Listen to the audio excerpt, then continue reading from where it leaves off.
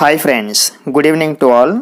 ఈరోజు కూడా ఎప్పట్లాగే ఒక మంచి మోరల్ స్టోరీ తీసుకుని ఎవ్రీ వర్డ్ అండ్ ఎవ్రీ సెంటెన్స్ని అనలైజ్ చేస్తూ spoken English, written English, vocabulary and grammar ఆస్పెక్ట్స్ని నేర్చుకుందాం. అయితే ఈరోజు వీడియోలో మీరు ఒక ఇంట్రెస్టింగ్గా ఉండే ఒక ఫన్నీ విషయము, ఒక కొత్త విషయం తెలుసుకోబోతున్నారండి. So I request you all to kindly watch the video till the end. ఇక the title of the story is a friend in need. A friend in need. Friend అంటే స్నేహితుడు, నీడ్ అంటే అవసరము. ఏ ఫ్రెండ్ ఇన్ నీడ్ అంటే అవసరంలో స్నేహితుడు. అవసరంలో స్నేహితుడు. So now let's get into the story. There was a hare who was kind-hearted. There was a hare who was kind-hearted. Okay, hare అంటే కుందేలు. hare అంటే కుందేలు. was అంటే ఉండడము. ఓకే, వజ్ అంటే ఉండడం. యాక్చువల్గా ఈ వజ్ని బీ ఫామ్ అంటారండి. నేను ఇంతకుముందు చాలా వీడియోస్లో కూడా చెప్పాను, బీ ఫామ్స్ అని ఉంటాయి మనకి. బీ అంటే ఉండడము. ఓకే, కాబట్టి బీ ఫామ్స్ ఏంటంటే యామ్, ఈజ్, ఆర్, వజ్, వర్, వీటిని బీ ఫామ్స్ అంటారు. అయితే ఈ ఉండడం అనేది 3 కండిషన్స్లో ఉంటుంది. పాస్ట్లో అంటే గతంలో ఉండడమా, లేకపోతే ప్రజెంట్లో అంటే ఇప్పుడు ఉండడమా, లేకపోతే ఫ్యూచర్లో అంటే భవిష్యత్తులో ఉండడమా అనే దాన్ని బట్టి ఉంటుంది. సో పాస్ట్లో ఉండడము అన్నప్పుడు వజ్ తీసుకుంటాము, ప్రజెంట్లో ఉండడం అంటే ఈజ్ అంటాము, ఫ్యూచర్లో ఉండడము అంటే విల్ బీ అంటాము. ఇక్కడ దేర్ వాజ్ ఎ హేర్ అంటే ఒక కుందేలు ఉంది. ఇక్కడ వజ్ అన్నారు కాబట్టి పాస్ట్లో అంటే ఈ స్టోరీ అంతా కూడా గతంలో జరిగిపోయిన స్టోరీ లాగా మనం అర్థం చేసుకోవాలి. దేర్ వాజ్ ఎ హేర్ అంటే ఒక కుందేలు ఉన్నది. ఇకపోతే ఇక్కడ దేర్ అనే వర్డ్ వచ్చిందండి. సో దేర్ అంటే ఇక్కడ ఇది ఒక డమ్మీ సబ్జెక్ట్ అండి. అంటే యాక్చువల్గా డమ్మీ సబ్జెక్ట్ అంటే దీనికి స్పెషల్గా మీనింగ్ ఏమీ ఉండదు, కానీ సెంటెన్స్ ఫామ్ అవ్వాలంటే ఒక సబ్జెక్ట్ కావాలి కాబట్టి ఆ సబ్జెక్ట్ ప్లేస్లో దేన్ని యూజ్ చేస్తారు. అంతకు మించి దానికి మీనింగ్ ఏమీ ఉండదన్నమాట. సో మీనింగ్ లేకుండా ఉంటుంది కాబట్టి దీనిని ఇంగ్లీష్ గ్రామర్లో డమ్మీ సబ్జెక్ట్ అని పిలుస్తారు. So there was a hare ఒక కుందేలు ఉండేది. Who was kind hearted. So గుర్తుంచుకోండి, ఎప్పుడు కూడా ఇలా సెంటెన్స్ మధ్యలో హూ కానీ లేకపోతే విచ్ కానీ వచ్చాయనుకోండి, ఆ ప్లేస్లో దానికి ముందున్న వర్డ్ ఏదైతే ఉంటుందో దాన్ని సబ్స్టిట్యూట్ చేసుకోవాలండి. ఇక్కడ హూ అంటే హూకి ముందు ఉన్న వర్డ్ ఏంటి, హెయిర్, కాబట్టి ఈ హూ అంటే హెయిర్ అనమాట. అంటే హూ వాజ్ కైండ్ హార్టెడ్, దాన్ని ఎలా అర్థం చేసుకోవాలంటే హెయిర్ వాజ్ కైండ్ హార్టెడ్ అంటే ఇందాక మాట్లాడుకున్న హెయిర్ ఏదైతే ఉందో ఆ hair that was kind hearted అనమాట. కైండ్ హార్టెడ్ అంటే దయా హృదయం కలిగిన. కైండ్ హార్టెడ్ అంటే దయా హృదయం కలిగిన అంటే ఒకానొకప్పుడు ఒక కుందేలు ఉండేది, దానికి మంచి హృదయము అంటే మంచి దయా హృదయం కలిగి ఉండేది. He used to help other animals in his fullest capacity. ఇక్కడ హీ అంటే అతడు అని కాదండి, ఇప్పటి వరకు మనం ఆ హెయిర్ గురించి మాట్లాడుకుంటున్నాం కదా, ఆ కుందేలు అనమాట. So he used to help other animals, ఆ కుందేలు ఇతర జంతువులకి హెల్ప్ చేస్తూ ఉండేది. In his fullest capacity. In his fullest capacity అంటే దాని పూర్తి సామర్థ్యంతో ఇతర జంతువులకి సహాయం చేస్తూ ఉండేది. ఓకే, ఇక్కడ ఒక ఎక్స్ప్రెషన్ చూడండి, యూజ్డ్ టు అన్నారు. ఓకే, ఇది నిన్నటి వీడియోలో కూడా నేను ఎక్స్ప్లెయిన్ చేశాను. యూజ్డ్ టు అంటే ఇది ఒక పాస్ట్ హ్యాబిచువల్ యాక్షన్ని ఇండికేట్ చేస్తుందండి. అంటే గతంలో అలా జరిగేది అని చెప్పడానికి. ఇక్కడ చూడండి, he used to help other animals అంటే అది ఇతర జంతువులకి హెల్ప్ చేస్తూ ఉండేది. ఓకే, అర్థమైంది కదా, గతంలో అలా జరిగేది. ఇక్కడ యూజ్డ్ అంటే ఉపయోగించడము అని కాదండి. ఓకే, ఇది మాత్రం మీరు అర్థం చేసుకోవాలి. ఓకే, యూజ్డ్ టు అంటే ఒకప్పుడు జరిగేది. ఫర్ ఎగ్జాంపుల్, నేను కాలేజీ రోజుల్లో సినిమాలు ఎక్కువగా చూసేవాడిని అని చెప్పాలనుకోండి, అంటే ఒకప్పుడు అనమాట. నేను కాలేజీ రోజుల్లో సినిమాలు ఎక్కువగా చూసేవాడిని. I used to watch movies a lot in my college days. I used to watch movies a lot in my college days. Okay, మేము ఇంగ్లీష్ ప్రాక్టీస్ చేస్తూ ఉండేవాళ్ళము అని చెప్పాలనుకోండి. We used to practise English. We used to practise English. So ఈ విధంగా గతంలో జరిగేది అనే అర్థంలో వాడతాము. అయితే all animals prized the hare. Okay, అన్ని జంతువులు కూడా ప్రైజ్డ్ అంటే పొగడము, ప్రైజ్డ్ ద హెయిర్ అంటే ఆ కుందేలుని పొగుడుతూ ఉండేవి. ప్రైజ్ అనే వెర్బ్కి పాస్ట్ ఫామ్ ప్రైజ్డ్ అండి. ప్రతి వెర్బ్ కూడా పాస్ట్లో మెన్షన్ చేశారు because this is a completed story. Okay, so అన్ని జంతువులు కూడా ఆ కుందేలుని పొగుడుతూ ఉండేవి, ఎందుకంటే అది అందరికీ సహాయం చేస్తూ ఉండేదన్నమాట. అయితే ఇలా ఉండగా once the hair himself got in to trouble. Okay, once అంటే ఒకసారి ఏమైందంటే the hair himself got in to trouble. Got in to trouble అంటే సమస్యలో పడడము లేకపోతే ఇబ్బందిలో పడడము. ఆ కుందేలే ఒక ఇబ్బందిలో పడింది. ఓకే, ఇక్కడ చూడండి హిమ్సెల్ఫ్ అన్నారు కదా, యాక్చువల్గా ఈ హిమ్సెల్ఫ్ లేకుండా చెప్పామనుకోండి అంటే the hair got in to trouble అంటే ఆ కుందేలు ఇబ్బందిలో పడింది. Hair himself got in to trouble అంటే ఆ కుందేలే ఇబ్బందిలో పడింది. ఓకే, కుందేలు అనడానికి కుందేలే అనడానికి డిఫరెన్స్ ఉంది కదా, సో అలా అనమాట. ఇప్పుడు చూడండి, నేను వర్క్ చేశాను అంటే I have done the work అనొచ్చు. నేనే వర్క్ చేశాను అని చెప్పాలనుకోండి I myself have done the work. I myself have done the work. So అలా అనమాట. నేను అంటే ఐ వస్తుంది, నేనే అంటే ఐ మై సెల్ఫ్, అలా అనమాట ఇక్కడ. So the hair himself got in to trouble. ఆ కుందేలే ఇబ్బందులు పడింది, అందరికీ హెల్ప్ చేసేటటువంటి ఆ కుందేలే ఇబ్బందిలో పడింది. ఏంటా ఇబ్బంది అంటే while he was searching for some carrots a pack of hounds fell upon him. While అంటే అప్పుడు. Okay, while he was searching for some carrots. Searching అంటే వెతకడము, క్యారెట్స్ అంటే క్యారెట్స్ తెలుసు కదండి. సో అంటే అది కొన్ని క్యారెట్స్ కోసం వెతుకుతూ ఉన్నప్పుడు, వైల్ అంటే అలా వెతుకుతూ ఉన్నప్పుడు ఏమైందంటే a pack of hounds fell upon him. Hounds అంటే వేట కుక్కలు, హౌన్స్ అంటే వేట కుక్కలు. ప్యాక్ ఆఫ్ హౌన్స్ అంటే వేట కుక్కల గుంపు, వేట కుక్కల గుంపుని ప్యాక్ ఆఫ్ హౌన్స్ అంటారండి. యాక్చువల్గా ఈ జంతువులు కొన్ని గుంపులుగా ఉంటాయి కదా, ఒక్కో రకమైన జంతువుల గుంపుకి ఒక్కో పేరు ఉంటుందండి. కొన్నింటికి చాలా వెరైటీగా చాలా విచిత్రంగా ఉంటాయి అన్నమాట నేమ్స్. ఫర్ ఎగ్జాంపుల్ మీకు కాకుల గుంపు ఉందనుకోండి, కాకుల గుంపుని ఏ మర్డర్ ఆఫ్ క్రోస్ అంటారు, ఏ మర్డర్ ఆఫ్ క్రోస్ అంటారు. చూసారా నేమ్ ఎంత పెక్యూలియర్గా వెరైటీగా ఉందో. అదేవిధంగా చేపల గుంపు ఉందనుకోండి, దానిని ఏ స్కూల్ ఆఫ్ ఫిష్ అంటారు, ఏ స్కూల్ ఆఫ్ ఫిష్. అదేవిధంగా గుడ్లగోపల గుంపుని ఏ పార్లమెంట్ ఆఫ్ ఔల్స్ అంటారు, ఏ పార్లమెంట్ ఆఫ్ ఔల్స్. ఇలా కొన్ని జంతువులు కానీ పక్షులు కానీ కీటకాలు కానీ వాటికి గ్రూపులకి పేర్లు ఉంటాయండి. అవి చాలా విచిత్రంగా చాలా వెరైటీగా ఉంటాయన్నమాట. సో ఇలాంటివి చాలా ఉంటాయి. మనం వీలైతే ఒక సెపరేట్ వీడియోలో వీటి గురించి మనం మాట్లాడుకుందాం. So a pack of hounds fell upon him. Fell upon అంటే దాని మీద పడ్డాయి అంటే ఒక వేట కుక్కల గుంపు ఆ కుందేల మీద పడింది అనమాట. చూడండి ఫెల్ అపాన్ హిమ్ అన్నారు కదా, ఫెల్ అంటే పడడము. ఓకే, ఫెల్ అపాన్ హిమ్ అంటే దాని మీద పడింది. యాక్చువల్గా మనం ఫెల్ ఆన్ హిమ్ అని కూడా అనవచ్చు. Fell on him, fell upon him, ఈ రెండింటికి డిఫరెన్స్ ఏంటంటే ఏదైనా ఒక వస్తువు స్థిరంగా ఉన్న వస్తువు మీద పడితే ఫెల్ ఆన్ అనాలి, కానీ కదులుతో ఉన్న దాని మీద పడితే ఫెల్ అపాన్ అనాలి. మరి కుందేలు ఒక ప్రాణి కాబట్టి అది స్థిరంగా ఒక చోట ఉండదు కాబట్టి కదులుతూ ఉంటుంది, కాబట్టి దాని మీద పడ్డాయి కాబట్టి ఫెల్ అపాన్ అంటాం అనమాట. ఓకే, మీనింగ్ అర్థమైంది కదండి. సో అయితే హీ స్టార్టెడ్ రన్నింగ్. అప్పుడు ఆ కుందేలు స్టార్టెడ్ మొదలుపెట్టింది, రన్నింగ్ అంటే పరిగెత్తడము. ఆ కుందేలు పరిగెత్తడం మొదలుపెట్టింది. The hounds started chasing. అప్పుడు ఆ వేట కుక్కలు మొదలుపెట్టాయి. ఏంటి చేజింగ్ అంటే తరమడము, ఆ కుందేల్ని తరమడం మొదలుపెట్టాయి అన్నమాట. అప్పుడు the hare ran with full speed.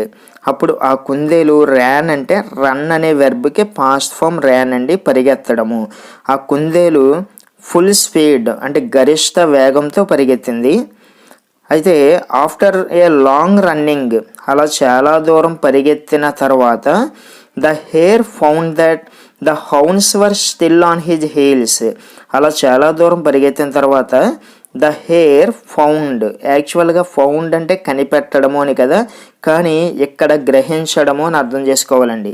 ఇంగ్లీష్ని ఎప్పుడు కూడా కాంటెక్స్ట్ని బట్టి, అక్కడ ఉన్న సందర్భాన్ని బట్టి మీనింగ్ అర్థం చేసుకోవాలి. అప్పుడు మాత్రమే అది న్యాచురల్గా ఉంటుంది.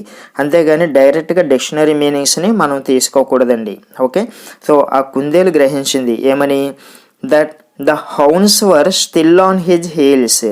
ఓకే, ఆ వేట కుక్కలు స్టిల్ అంటే ఇంకా, ఆన్ హిజ్ హీల్స్ అంటే వెంట పడి ఉండడము, వర్ర అంటే ఉండడము అని అర్థమండి. వజ్జన్న వర్రన్న ఉండడము అంటే అలా చాలా దూరం పరిగెత్తిన తర్వాత ఆ వేట కుక్కలు ఇంకా వెంట పడుతూనే ఉన్నాయి అని ఆ కుందేలు గ్రహించింది. ఇక్కడ THAT దట్ అన్నారు కదండి, దట్ అంటే అని అని అర్థము. ఓకే, అని ఓకే, అంటే ఆ వేట కుక్కలు ఇంకా దాని వెంట పడుతున్నాయి అని అది గ్రహించింది. ఓకే, అయితే he ran as fast as he could. అప్పుడు ఆ కుందేలు ran as fast as he could అంటే అది పరిగెత్తగలిగినంత వేగంగా పరిగెత్తింది. As fast as he could అంటే అది పరిగెత్తగలిగినంత వేగంగా పరిగెత్తింది. కెన్కి పాస్ట్ ఫ్రమ్ కుడ్ అనమాట. అలా పరిగెత్తి and hid himself in a thicket. Okay, hid అంటే దాక్కోవడము, హిడ్ హిమ్సెల్ఫ్ అంటే దానిని అది దాచుకున్నది అంటే దాక్కున్నది అని అర్థం చేసుకోవాలి. ఇన్ ఏ థికెట్, థికెట్ అంటే చెట్ల కొమ్మలు లేకపోతే మొక్కలలో చెట్ల కొమ్మల్లోనూ మొక్కల్లోనూ అది దాక్కుందనమాట. అప్పుడు he saw A horse passing that way. అలా దాక్కుని హీ సా అంటే చూడడము, హీ సా ఏ హార్స్ ఆ కుందేలు ఒక గుర్రాన్ని చూసింది. ఆ గుర్రం ఏం చేస్తుంది, పాసింగ్ దట్ వే, పాసింగ్ అంటే రావడము, దట్ వే అంటే అటువైపుగా వస్తూ ఉన్న ఒక గుర్రాన్ని చూసింది ఆ కుందేలు. చూసి he asked the horse to help him. Okay, he అంటే ఆ కుందేలు, ఆస్క్డ్ అంటే అడగడము. హీ ఆస్క్డ్ ది హార్స్ ఆ గుర్రాన్ని అడిగింది ఏమని, టు హెల్ప్ హిమ్ తనకి సహాయం చేయమని అడిగింది. అయితే ద హార్స్ సెడ్ అంటే చెప్పడము లేదా అనడము. ఆ గుర్రం అన్నది ఏమన్నదంటే I would very much like to help you. I would very much like to help you. Okay, నేను నీకు సహాయం చేయడానికి ఇష్టపడుతున్నాను, బట్ కానీ I have an urgent work to do. నేను చేయాల్సిన ఒక ముఖ్యమైన అర్జెంటు పని ఉన్నది అని అన్నదన్నమాట. చూడండి, ఐ వుడ్ లైక్ టు అనేది ఏదైనా ఒక పని చేద్దామనుకుంటున్నాను అని పొలైట్గా మర్యాదగా చెప్పడానికి వాడతామండి. ఫర్ ఎగ్జాంపుల్, ఎక్కడైనా ఒక స్టేజ్ మీద నన్ను నేను పరిచయం చేసుకుందాం అనుకుంటున్నాను అని చెప్పాలంటే I would like to introduce myself అంటాము. ఓకే, నేను కొన్ని డీటెయిల్స్ తెలుసుకుందాం అనుకుంటున్నాను అని చెప్పాలంటే I would like to know some details. So ఈ విధంగా చెప్తాం అనమాట. ఆ గుర్రం ఏమంటుందంటే నీకు సహాయం చెయ్యాలనే నాకు ఉన్నది, సహాయం చేయడానికి ఇష్టపడుతున్నాను, but I have an urgent work to do. నేను చేయాల్సిన అర్జెంట్ పని ఒకటి ఉంది అని. అండ్ లెఫ్ట్ అవే, లెఫ్ట్ అంటే వెళ్ళిపోవడము, లీవ్ అనే వెర్బ్కి పాస్ట్ ఫామ్ లెఫ్ట్ అండి. అవే అంటే దూరంగా వెళ్ళిపోయింది దానికి సహాయం చేయకుండా.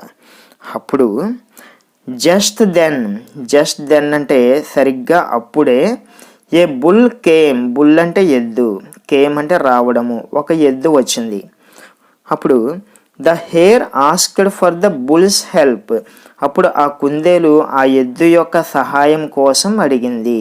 ఇక్కడ చూసారా, బుల్ అని కామా పెట్టి ఎస్ పెట్టారు. దీనిని అపాస్ట్రఫీ ఎస్ అంటారండి, అంటే యొక్క అని అర్థం వస్తుంది. అంటే బుల్స్ హెల్ప్ అంటే ఎద్దు యొక్క సహాయాన్ని అడిగింది ఆ కుందేలు. అప్పుడు ద బుల్ సెడ్ ఆ ఎద్దు అన్నది ఏమన్నదంటే I would like very much to help you. Okay, నీకు సహాయం చేయడం నాకు ఇష్టమే, బట్ కానీ my family is awaiting me. Okay, నా ఫ్యామిలీ నా కోసం వెయిట్ చేస్తున్నది, ఎదురు చూస్తున్నది. ఓకే, ఎట్ ద ప్యాచర్, ఎక్కడ ఎట్ ది ప్యాచర్ అంటే పచ్చిక బయలు అంటే గడ్డి మైదానం, గడ్డి పెంచుతారు కదండి, దానిని ప్యాచర్ అంటారు. అంటే పశువులు మేసే గడ్డి పెంచే భూమి అనమాట, నేల, దాన్ని ప్యాచర్ అంటారు. సో ఈ ఎద్దు ఏమంటుంది, my family is awaiting me at the pasture. నా ఫ్యామిలీ నా కోసం పచ్చిక బయలు దగ్గర ఎదురు చూస్తూ ఉన్నది అని. And he too left off. Too అంటే కూడా, ఓకే. హీ అంటే ఇక్కడ ఆ ఎద్దు అనమాట. అది కూడా లెఫ్ట్ ఆఫ్ అంటే వెళ్ళిపోవడము. అలా అని చెప్పేసి ఆ ఎద్దు కూడా వెళ్ళిపోయింది అనమాట. ఇక్కడ చూడండి friends, my family is awaiting me అన్నారు. దీన్ని my family is waiting for me అని కూడా అనొచ్చు.